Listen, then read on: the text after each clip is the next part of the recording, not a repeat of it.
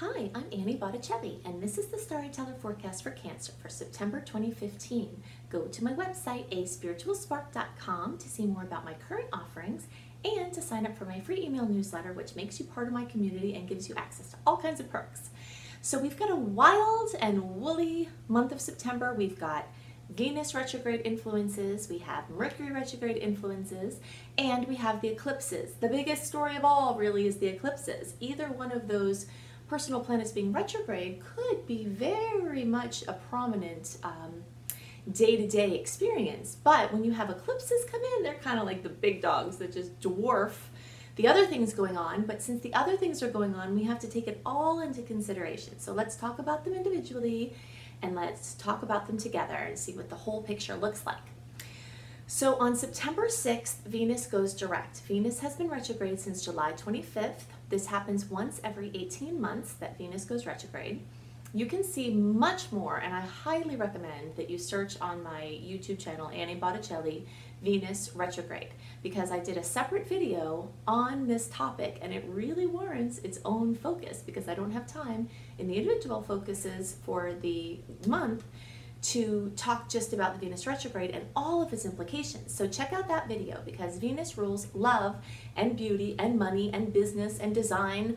And so a lot of those things are things that are very current for most people. So we've got a list of do's and don'ts and good ways to use the energy and things to avoid. In general, retrogrades lend themselves to going backwards, reconsidering old things, reconsidering previous things, making things better, updating things in some way. So the idea of updating is there, and you can make small changes, like let's say you have a website and you're tweaking it a little bit through the retrograde. That's good. As far as launching a new website or a new something, you don't really want to do that during the retrograde unless you have some major superseding factors in your chart, and there are always different caveats that can make certain endeavors a little bit more immune to some of the other problems, you know, depending on how this is going in your natal chart. But really, in general, you want to do things that are focusing on the past. So like I said, an idea to explain that is, if you have a website and you've had your website up for a while and you're going through and you're changing a theme or you're updating text or you're trying to make it better in some way without launching this whole new thing, that's perfect. And that's actually really good use of the energy. So that energy continues through September because even though Venus goes direct on September 6th, the shadow period for Venus retrograde lasts until October 9th. So the whole month of September is still very much covered in Venus retrograde. And so you don't want to make new commitments if you can, and if you are making commitments, you want there to be quite a bit of flexibility in the arrangements. Like let's say you're taking a new job. This is a very common question when Venus is in retrograde. There are some indications where that can be fine. If it's a contact from the past, if it's someplace you worked in the past, if it's a place you tried to work in the past, and then new information comes through, it can be very supported and very much indicated. Or if you're getting promotions within your current work, there's a lot of different ways that can look, but as far as you initiating something new, brand new, just know that it probably will have a little bit of a shorter shelf life and possibly will wind up being different than you thought going into it because you don't have the full power of Venus going direct and you don't have all the information. So this theme of trying to avoid making very firm life-altering commitments, if you can help it, unless it's under the umbrella of one of the things that I mentioned either now or in the Venus retrograde video. The theme continues with Mercury retrograde. So Mercury goes retrograde on September 17th, but again, its shadow period stretches before it, and it started August 29th. So once again, even though Mercury's not retrograde the whole month of September, the whole month of September is completely affected by Mercury retrograde, and Mercury rules communication and transportation. Sharing of information and sharing of information, mobility, and all of the methods that we are mobile and communicate, so all the devices and vehicles and things like that. So Mercury is retrograde from September 17th through October 8th, and then its shadow period lasts until the end of October, or October 24th to be exact. So really you're seeing this theme, and I've been talking about this for the last several months, that until that last week of October, you're not really free from the retrogrades. And if you're trying to launch something or bring something brand new, short of just the tweaking that I've been mentioning would be fine, you want to wait until the end of October, and you'll see why if you do this, because more and more information is going to come in. And then wham, we've got the eclipses, and they're like, whoa, they bring things out of the blue, sudden things, unexpected things, or things that could have been pending that finally come through. Usually there's some kind of surprise element to eclipses that even if you intuitively felt it coming, or if it was pending and then it actually came, it will kind of jolt you a bit and kind of feel like a surprise, even if you knew it was coming. But many people will have surprises that they feel completely blindsided, and that can be for better or worse, things just coming completely out of the blue. That's the energy of eclipse. So the eclipse time is a third layer here of why we're not going to try to make too many firm plans or launch or really direct anything of major importance, because you could be moving along a certain trajectory and then the eclipses come and it just totally changes your trajectory. That is what eclipses are known for, that you're going along this way, I'm going along, and then the eclipse comes and it like turns you upside down, backwards, back and forth, and now you're going this other completely different way. And if you had have invested too much in doing something new, or made too much of a firm commitment or legally binding contract agreeing to something, this news or information could completely take you out of that space, and you will wish that you had some flexibility there, which is why I'm talking about it, especially beforehand. So, by the way, I also just did record a new Mercury retrograde video so that you can see more of the do's and don'ts and things to focus on and things to understand about Mercury retrograde, because we have Mercury retrograde about half of our lives, either in the shadow or the actual retrograde. So really understanding this transit as much as you possibly can is going to really support you into using your energy in the best ways. Because one of my favorite things about astrology is that if you understand the natural rhythms that are at play, then you don't have to use as much energy to get where you're trying to go. You know, most people are used to putting in this much energy for this much gain. And really, ideally, to have efficient energy systems, we want to use this much energy for this much gain. And that is what the process of self-development and the inner work process, and also the understanding of astrology. Because if you know that September is going to be crazy for having a lot of new information come in, or still reflecting on going backwards, then you don't try to launch new things, and then it helps you out to not have to waste that time. But then you wait until after all the news comes in, after everything kind of shakes down at the end of October, and you're in a better position to really set your foot clearly in the direction that you're supposed to be going.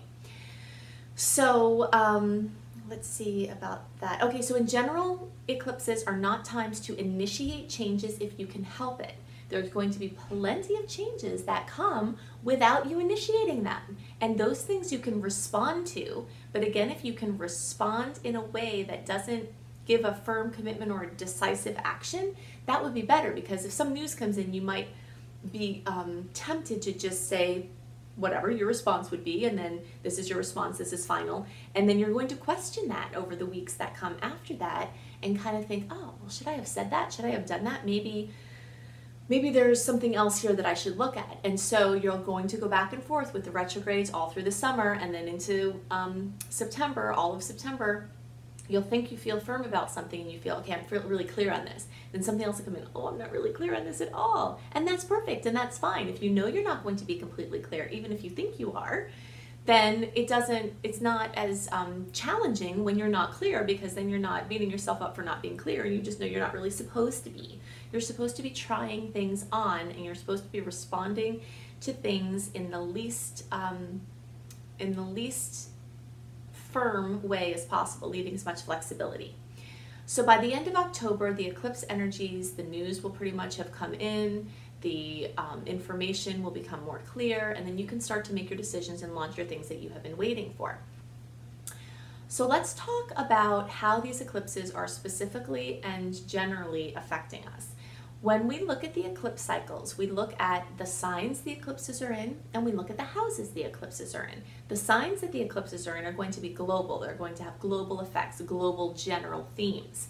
So we've got the solar eclipse is on September 13th, and that's at 20 degrees of Virgo.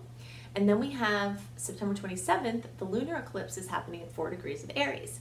So in general, the lunar eclipse removes energy from one's life. It closes a chapter.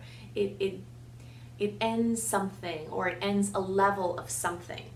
And so again, we're going to talk about the houses that Cancer is going to specifically be affected, but the general energy of a lunar eclipse in Aries that we'll all experience is some closing up of some energy focused on ourselves.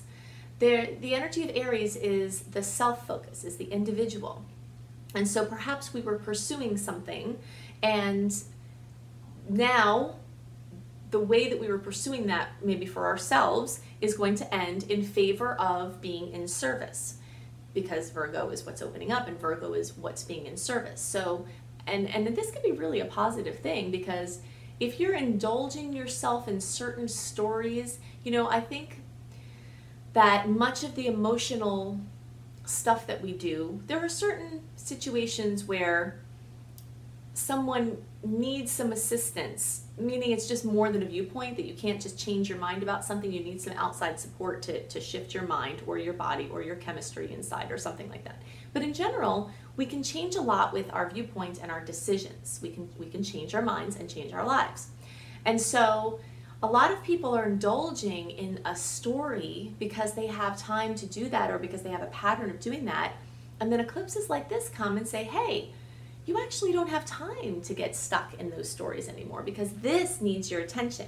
And this eclipse cycle is very much like that, because Virgo is very much in service to someone else or something else.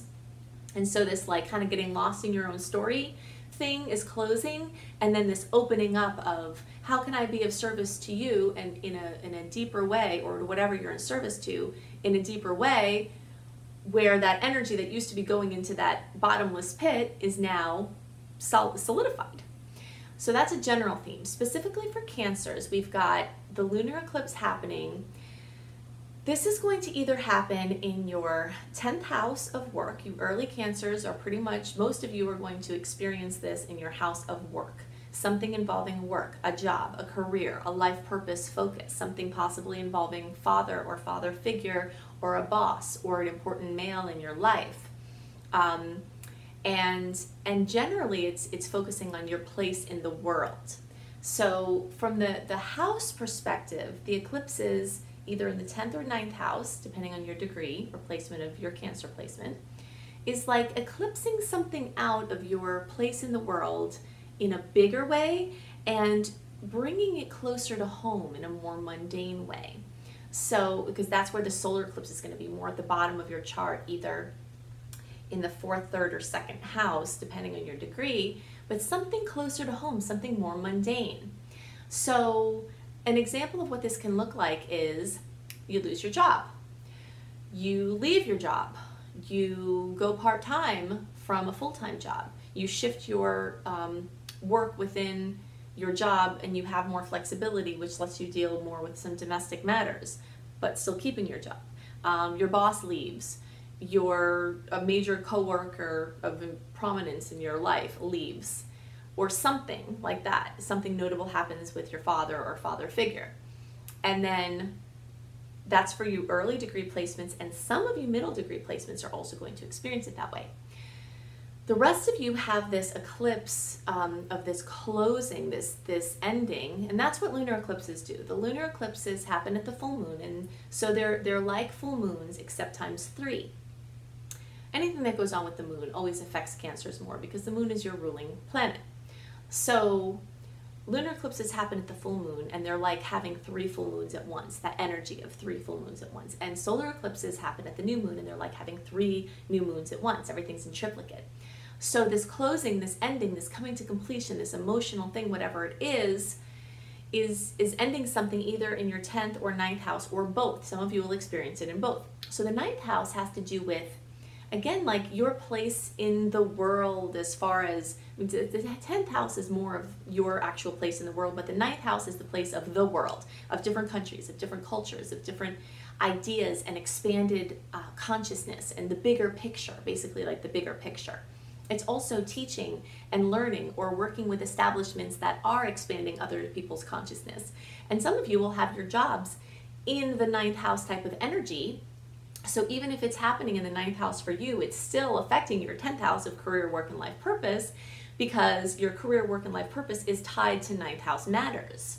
Many of you are going to be in that situation. So if you work with international business, you work with people from different countries, different cultures, different languages, if you work with teaching or writing or publishing or religion or religious projects, things like that, your work is going to be affected and something could be closing there. Maybe you traveled a lot and now with this eclipse cycle, you're going to close out that section of lots of travel and bring you closer to home.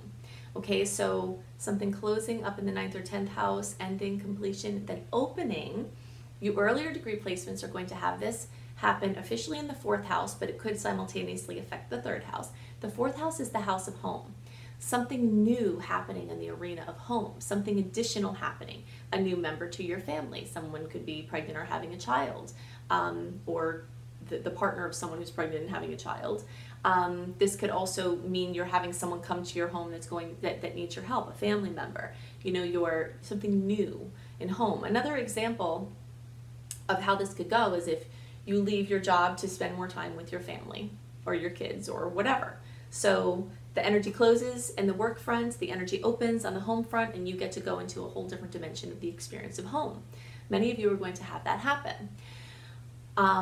And some of you are going to simultaneously have more mobility. If you were going to work every day or had to be in front of a computer, if you were working from home every day, doing less work or leaving the job altogether, you might have more mobility where you can run around and be busy. And having a solar eclipse, new opening, beginning, golden opportunities happen in the 3rd house or near the 3rd house, with most Cancers are going to experience this in the 3rd house, is this new level of busyness, but different busy than you were doing. So if you're home all the time and you have all these domestic things that you know, for those of you who have children at home and you take care of kids at home, while maybe someone else in the family goes to work, then you know that you're working all day long. And you're busy all day long, especially if you have smallish kids that are all over the place and climbing on everything. And so that it's like busyness, and that's like the energy of Gemini. It's like you're over here, you're over there, you're taking the kid to the library to do reading stuff, you're taking the kids on play dates, you're busy. So I definitely don't see an ending to your busyness, even if you're ending something with your business, but it's going to be a different kind of busy. It's just closer to home, basically. Also, some of you are going to experience a higher level of communication on some level, either through sharing, through writing, or sharing information in some other way, or more contact with your relatives, including siblings, can happen.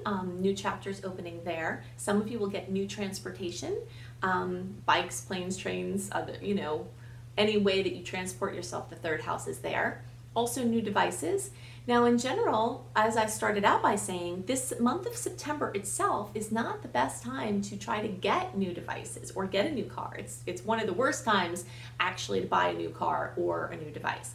But sometimes people have this energy come to them either, first of all, after the eclipse actually happens, so in the better times at the end of October. Sometimes you'll get word that maybe money's coming in, and then at the end of October you can purchase the new device.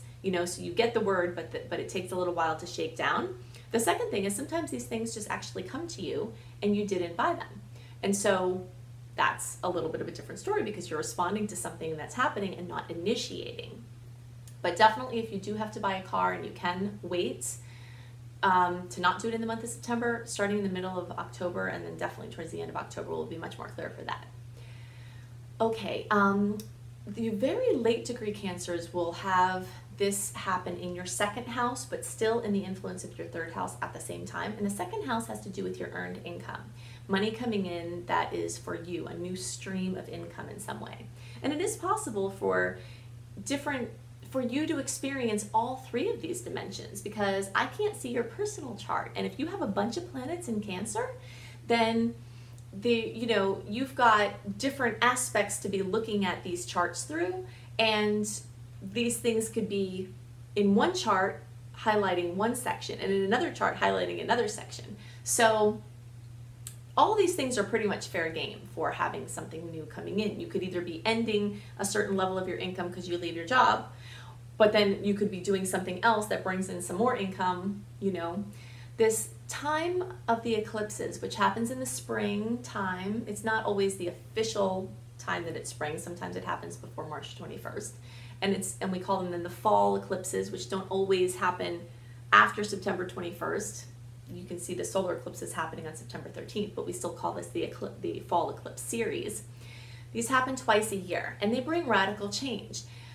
Some people are not going to have a huge amount of change. You're going to be next to or observing or supporting other people as they go through tremendous change. It depends on where these aspects are hitting in your personal chart. If you have a planet at anywhere near 4 degrees or anywhere near 20 degrees, you're going to have these eclipses aspecting those planets, and it could supercharge this experience for you. Or if one of the angles in your chart is on or near one of these degrees, that could also bring huge amounts of change. But you'll notice that change is in the air, whether it's for you or whether it's for people around you or both. But there are definitely people that go through eclipse time where like, I don't know what the hullabaloo is about. Nothing really happened here, but I saw a whole bunch of other people going through that. Why did it not happen to me? Because it didn't hit off that way in your chart. You know, you weren't slated to be experiencing that at this time. So, but in any case, there's tremendous opportunities, even if some of the things are more subtle. If you're paying attention, then there's going to be many layers of truth for you here. The solar eclipse happening in the sign of Virgo also changes your work, your daily routine in some way. So every person is going to in some way have something different going on with their daily routine, or something involving their pets, or something, whatever your day-to-day routine is.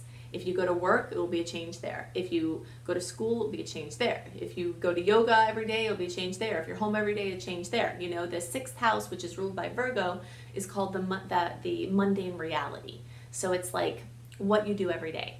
And there's new opportunities there. So definitely watch my Venus retrograde video. Definitely watch the Mercury retrograde video so that you can understand more than what I can tell you right now about those, because it's so important. We want your life to be so much easier, right? I always say if you want to get off of an island that you're stuck on, that you built a boat to get off, and the tide's coming in, you don't set the boat off when the tide is coming in, you set the boat off when the tide is going out. And that's what astrology is all about. If you know this, the cycles, the rhythms at play, then you can base your timing just perfectly to make things so much easier for yourself instead of struggling against the tide. So if you'd like some assistance with that, you can go to my website, aspiritualspark.com. You can look at my current listings, including my personal coaching, my virtual coaching program, which is available on a sliding scale called Shine. You can check out my Unleash Your Money Magnet webinar, which can give you the tools that you need to change your financial reality. And you can also sign up for my free email newsletter, which makes you part of my community when you get all kinds of perks that go along with that. So I hope you have a wonderful September. Take care. Bye.